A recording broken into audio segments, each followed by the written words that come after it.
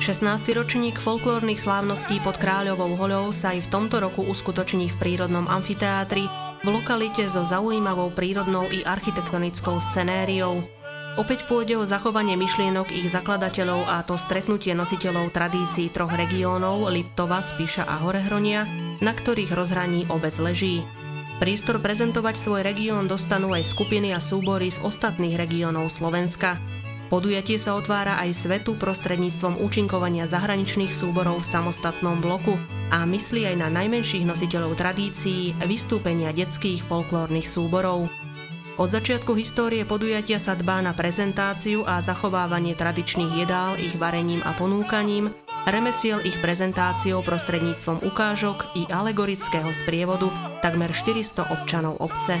Program dvojdňového podujatia obsahuje živú pozvánku po uliciach obce, výzdobu priedomí a okien, ponúkanie hostí typickými jedlami, fotografickú výstavu uplynulého ročníka, súťaž o najkrajšiu časť kroja, zvykoslovný program folklórnych skupín, tanečný program súborov, program umelcov, ľudovú veselicu, svätú omšu, alegorický sprievod obcov, detský program, remeselnícky trh a iné sprievodné podujatia.